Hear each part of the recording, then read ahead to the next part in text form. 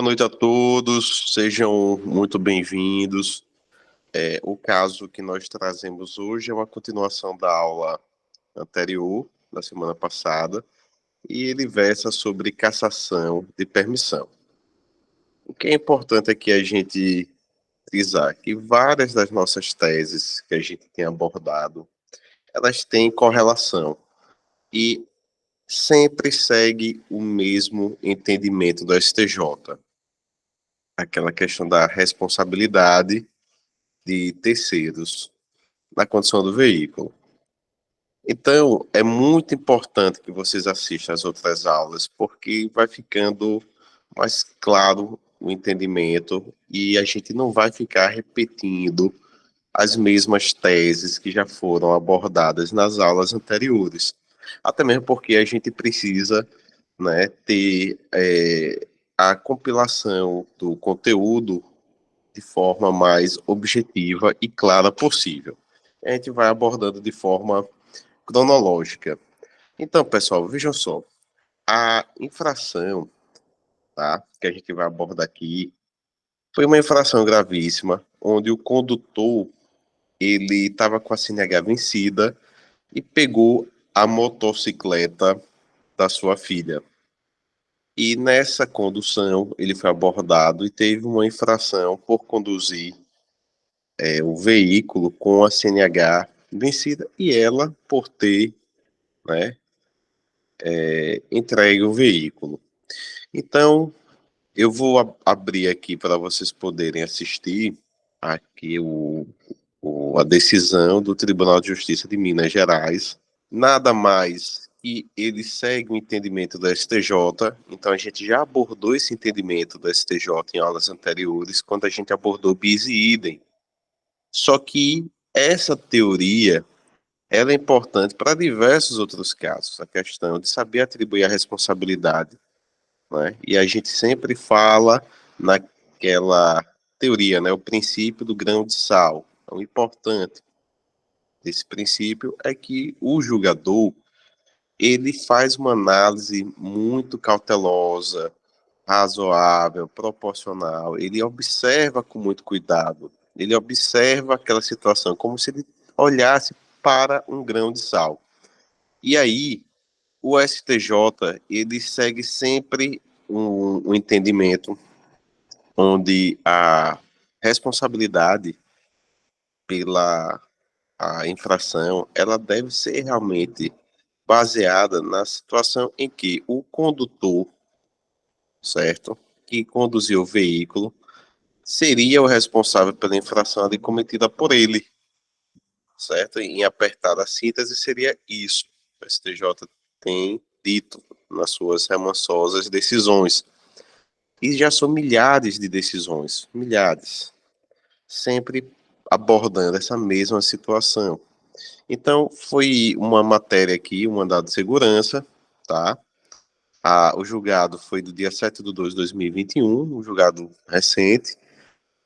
A matéria direito administrativo, então você sempre vai ver nas decisões, nas emendas de direito de trânsito, e tá sempre junto também o direito administrativo. Então eles andam juntos. Isso é uma coisa que eu sempre falei e continuo dizendo. É importante você também ter um estudo sobre o direito administrativo. Então tá aí, permissão para dirigir, infração gravíssima, proprietário do veículo. Segurança do trânsito, relação, ausência. Ou seja, essa infração não tinha a ver com requisitos de segurança no trânsito do veículo. E aí segue, né, dizendo que infração de terceiros, ele diz aqui emissão de CNH definitiva, a possibilidade STJ, que é o entendimento da STJ. Ele diz cometimento de infração gravíssima não relacionada à segurança do trânsito, na condição de proprietário do veículo, não importa a cassação da PPD ou obsta a emissão de CNH definitiva, tá? Aí está aqui, remessa necessária, acórdão, a desembargadora Alice foi a relatora. Então ele traz aqui um resuminho do caso, tá? Aí ele diz aqui Bora começar por aqui, certo? Então, a impetrante ajuizou a ação mandamental de origem sob o fundamento de que a cassação de sua permissão para dirigir e consequente negativa da emissão de CNH definitiva não possui respaldo legal. Narra que seu pai, qual se utiliza diuturnamente do veículo autuado para deslocamento de sua residência até seu serviço, e vice-versa, foi autuado pela Polícia Rodoviária Federal por pilotar motocicleta de propriedade da impetrante com a CNH vencida, e que, por tais razões, em razão do veículo estar registrado em seu nome, também houve aplicação de penalidade em seu desfavor, o artigo 164 do CTB. Que é aquela infração, né, de entregar veículo, né, a pessoa que não esteja regularmente, né, com a CNH, né, no caso, a CNH, entregar veículo com pessoa com CNH vencida. Sustenta que a leitura do artigo 148, parágrafo 3º, apenas as infrações cometidas na condução do veículo possuem um condão de impossibilitar a emissão da CNH definitiva. Então, aqui, isso é muito importante. Sustenta e da leitura do artigo 148, parágrafo 3º, apenas as infrações cometidas na condução veicular possuem o condão de obstar a emissão da CNH definitiva. Isso a gente já falou nas outras aulas, inclusive tem várias jurisprudências do STJ nesse sentido. Aí ele continua aqui. Conforme o entendimento deste Tribunal de Justiça, constitui violação ao direito líquido e certo da impetrante a negativa de concessão de CNH em virtude do ato praticado por terceiros. Outro ponto aqui muito importante é atos praticados por terceiros na condução do veículo.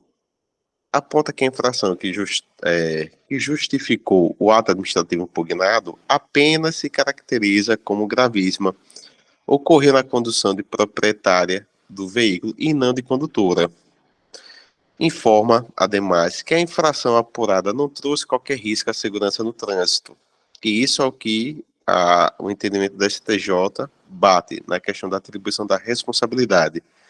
E o impedimento de emissão de CNH definitiva tende causado transtornos significativos. Pronto. Esse pedido dela foi concedido, tá, no primeiro grau, foi remetido para o tribunal e a desembargadora, a relatora, disse que estava presente os requisitos de admissibilidade e conheceu a remessa necessária. Pronto. Aí, vamos continuar aqui. Continuando aqui, conforme estabelecido no Código de Trânsito, a obtenção da CNH definitiva depende da aprovação do candidato em exames previstos na referida resolução.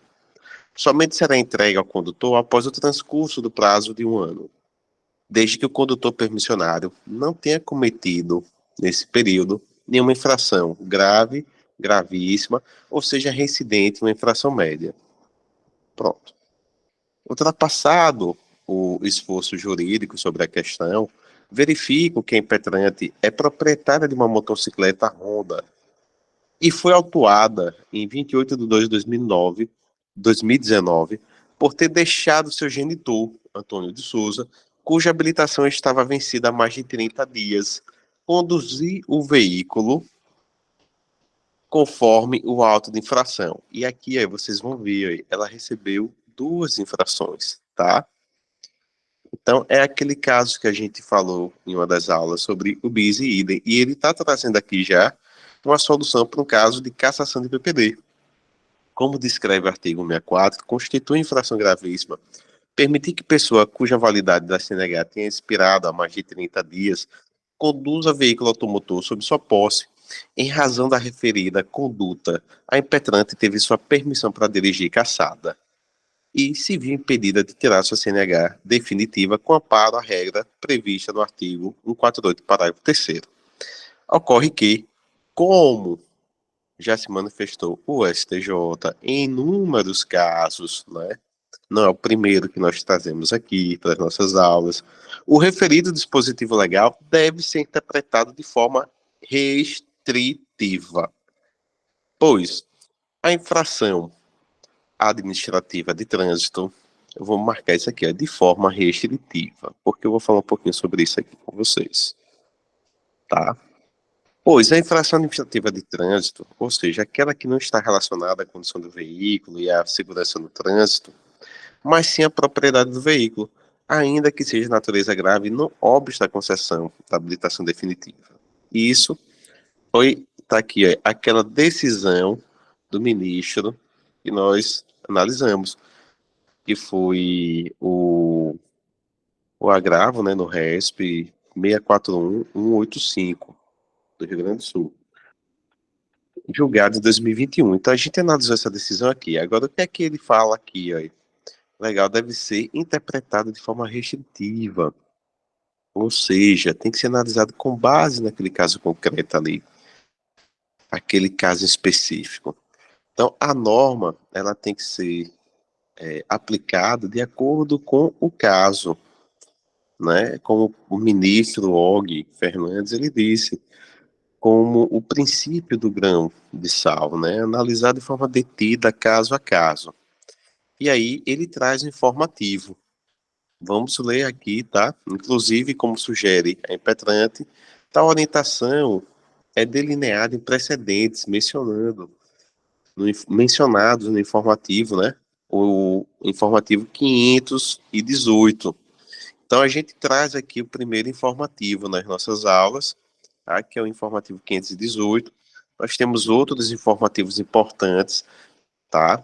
Mais à frente, a gente vai ter, sim, a oportunidade de fazer análises de súmulas, tanto do STJ como do STF, como também os informativos, e tem vários informativos sobre a matéria de direito de trânsito, e é muito importante. O intuito das nossas aulas aqui é trazer os entendimentos, consolidar os entendimentos, mostrar a vocês realmente um curso voltado realmente para a prática, para resultado.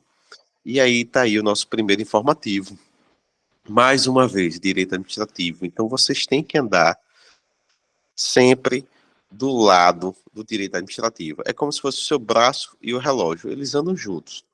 Então, direito administrativo e direito de trânsito, eles vão estar sempre andando juntos.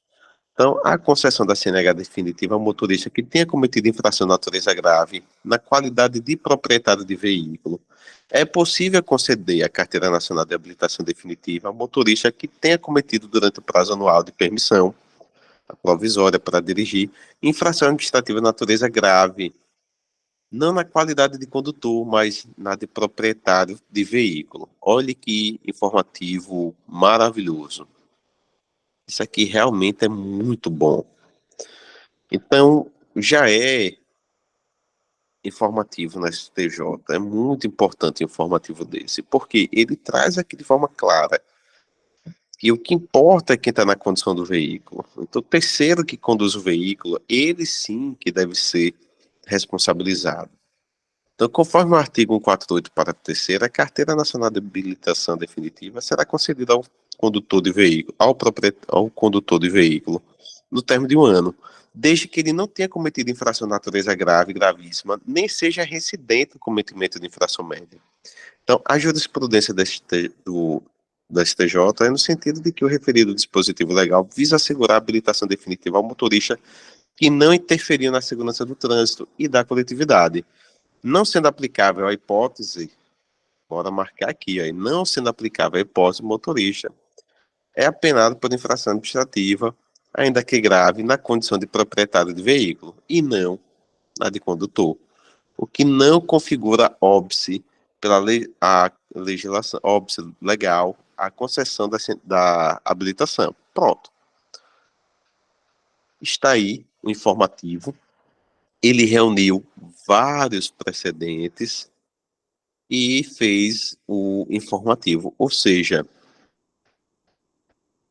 eles informaram com o entendimento deles. Cabe agora esse entendimento ser seguido.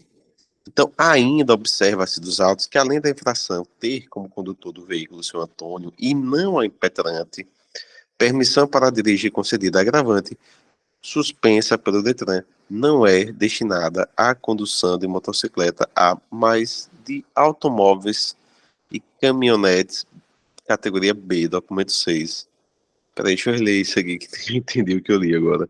Ainda observa-se dos autos que, além da infração ter como condutor de veículo seu Antônio e não a impetrante, certo? Permissão para dirigir concedida a agravante, suspensa pelo Detran. Não é destinada à condução de motocicleta A, mas de automóveis e caminhonetes da categoria B. Ou seja, ela sequer tinha categoria A para conduzir motocicleta. Olha que interessante. Isso é outra situação de outra jurisprudência que eu quero depois, um dia, ter a oportunidade de mostrar a vocês. Então, olha que interessante, é que já traz uma outra situação, um outro caso. Ou seja, o juiz ainda analisou o grão de sal. Ele olhou de forma tão minuciosa que ele diz aqui que ela sequer tem habilitação para conduzir motocicleta. Ou seja, a motocicleta só estava em nome dela. Que o pai dela é quem conduz, o pai dela é quem tem a categoria A, e aí ficou mais claro e evidente ainda, tá, que não era crível impor a penalidade a ela. E dessa forma, o Tribunal de Justiça de Minas Gerais, tá, manteve a sentença, confirmou a sentença e mandou entregar a CNH da nossa condutora. Então, tem várias coisas interessantes aqui, várias mesmo. A gente vê aqui nessa decisão aqui, e tem várias decisões sobre temas assim, semelhantes, e várias análises. Então, o que é realmente interessante aqui para a gente poder extrair dessa decisão? O entendimento da STJ, ele, ele se posiciona sempre da forma de que o que importa é a verdade real, a realidade da situação. E não impor uma penalidade por impor a pessoa. Então, o STJ, ele olha muito essa situação da prova, de quem realmente cometeu a infração, e isso vocês podem observar. No próprio auto de infração, ele traz o número de registro do condutor, a pessoa que foi abordada. E naquelas infrações onde não é possível, como na situação de radar, né, a pessoa vai provar durante o procedimento judicial. Ele vai alegar lá, vai dizer lá suas razões, vai informar que, como o juiz bem pontuou, que o condutor, a motocicleta, ela sequer teria habilitação para conduzir a motocicleta. Eu já vi decisões judiciais, eu já tive que cumprir decisões judiciais em que o juiz dizia isso e a gente tem que acatar o entendimento do juiz. O grande problema é que na esfera administrativa, muitas vezes, a gente não consegue demonstrar, provar e não tem possibilidade de produzir provas no curso do processo administrativo. As provas precisam ser pré-constituídas. Você precisa ter já aquela prova ali à disposição. E aí pode acontecer também de você produzir uma prova e, por exemplo, já foi fora do prazo, ou seja, o CTB, ele diz que a prova tem que ser produzida, por exemplo, o informe do réu infrator, é uma prova que tem que ser produzida de forma preliminar, de forma prévia, né, que é no prazo de defesa prévia, e você tem que já de logo informar o condutor. Então, se você não faz naquele prazo, a questão da preclusão, e você pode arguir isso daí judicialmente. Não quer dizer que isso é absoluto, não quer dizer que você vai responder pelo erro de terceiro, não. O juiz, ele pode sim fazer uma análise detida, como foi feito nesse caso. E é isso, tem várias situações muito interessantes. Essa teoria da questão da responsabilidade, a gente vê em vários casos, inclusive a questão da aplicação do artigo 134, quando não há comunicação de venda no veículo. E só não é aplicado isso naqueles casos que envolvem direito tributário, que é débito com o fisco, débito de IPVA, que isso daí já é tributo, tá? Isso aí já é uma lei própria estadual, não é regido pelo CTB, e aí essa situação aí realmente aplica-se a regra. O STJ já decidiu que a responsabilidade é solidária do tributo. Então, apesar do STJ ter afastado, mitigado o entendimento do 134 do CTP, ele, por outro lado, reafirma a solidariedade para os débitos tributados em algumas decisões que envolvem, né, essa matéria de direito tributário e o Código de Trânsito, como está lá no artigo 131 do CTB. Então, meus caros, meus alunos, isso realmente é muito importante. Eu trago, né, essa já é a quarta aula que eu abordo isso, não é, à toa, não é uma coisa assim, estou repetindo, não, porque isso tem que ficar sedimentado. Vocês precisam realmente aprender a teoria, aprender a construir as teses, vocês precisam realmente ter no seu DNA e no seu RNA as teorias, os entendimentos dos tribunais superiores e vocês poderem construir suas próprias peças. E isso vai fluir naturalmente. Eu tenho acompanhado de perto alguns dos meus alunos e eu tenho visto como eles conseguiram evoluir em tão pouco tempo e a gente dando esse apoio, esse suporte, lendo, dando atenção, a gente vê realmente que a gente consegue dar alguns detalhes, como a gente traz aqui nas aulas, e isso ajuda a melhorar a construção da tese, da argumentação jurídica. Então é isso. A aula de hoje, a matéria que eu trouxe, a gente já encerrou.